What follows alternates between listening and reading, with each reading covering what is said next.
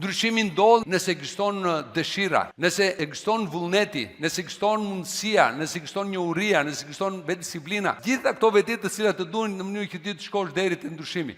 Nuk realizohet ndryshimi thjesht se ke dëshirë ti, por duhet të kesh edhe njohurinë e duhur. Ndryshimi fillon kur të nëvëritet gjendja aktuale. Kjo nuk shkon më, duhet ndryshuar, duhet bëhet diçka. Kjo bindje do më shkatërrojë jetën. Nëse bindja jote është e gabuar, rezultatet do jenë të gabuara. Nëse është kufizuese, rezultatet do jenë kufizuese. Do t'i heqësh nga vetja jote, imagjino nëse nuk i heq.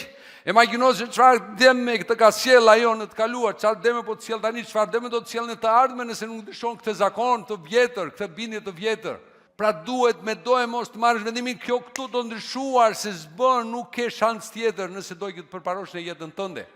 Pra, vetëm kur të neveritet gjendja aktuale, atëre bëhet e mundur. Pra, kur i thua se kjo jo është mirë të bëhet, jo, kjo do të bëhet. Edhe tjetër thua, do ta bëj unë, sepse mundem ta bëj, edhe nëse s'mundem do gjej mënyra, do gjej njerëz të dur, të më ndihmojnë për të bërë, sepse kjo duhet bërë.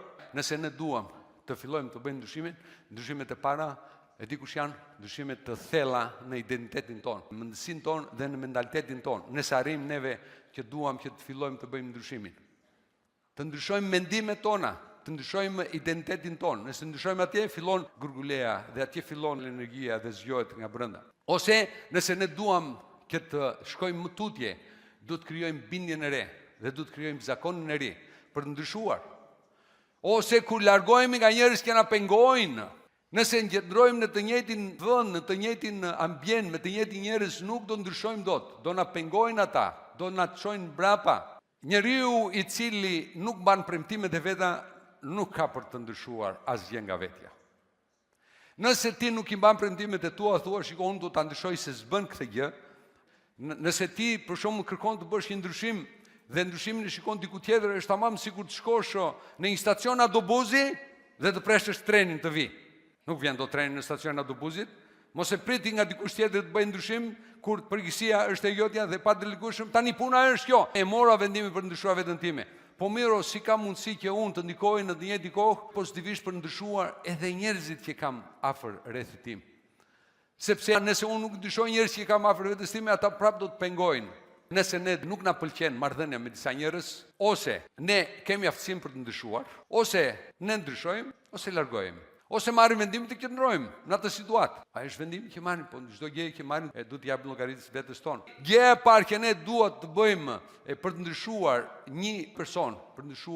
një person tjetër, është të marrim vendimin, të largojmë ata nga mjedisi që ka krijuar këtë gjendje.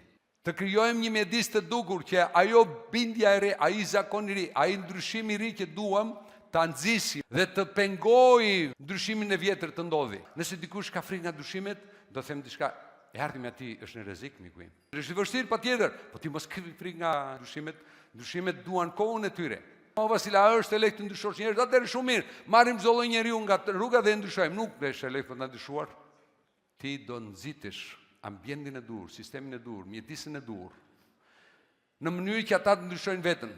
Ti do vendosësh sistemi që kultura të motivojë ambientin dhe ambienti bën mundur që ata të nxisin veten e tyre, sepse njeriu ndryshon nëse ai merr vendime për të ndryshuar, nëse ai ka njohuritë e duhura, nëse ai ka aftësitë e duhura për të ndryshuar, nëse ka mbështetjen e duhur, nëse ka vetëdisiplinën e duhur, nëse ka durimin për të vajtur deri në fund dhe vetëdisiplina për ta bërë në mënyrë të vazhdueshme që të ndodhi ndryshimi. Pra nuk është i lehtë ndryshimi. Prandaj them ne, gjej njerëz të gatshëm. Të mirë që në momentin e parë minimumi të jenë njerëz. Nëse s'kan një aftësi do ta mësojnë, por nëse s'janë njerëz si bën dot njerëz. Nuk mund ta gjejmë dot ilaçin. Nuk ekziston asnjë farmaci të ndryshimit. Por ilaçi gjendet brenda vetën tonë. Ilaçi gjendet tek mjedisi që ne ndërtojmë. Tek ajo se si ndihen njerëzit kur janë brenda në atë ambient. Ai është ilaçi. Dhe është detyra jote si drejtues. Është detyra jote si sipërmarrës që ta bësh një gjë të tillë, ta ndërtosh ekosistemin, ta ndërtosh mjedisin për të ndryshuar njerëzit. Nëse ata janë të aftë, nëse ata janë të gatshëm, nëse ata kanë aftësitë, kanë mundësitë, kanë njohuritë, brumi i tyre është prerë në rregull, janë njerëz, kanë karakterin e dur, kanë qëndrueshmërinë, kanë integritetin,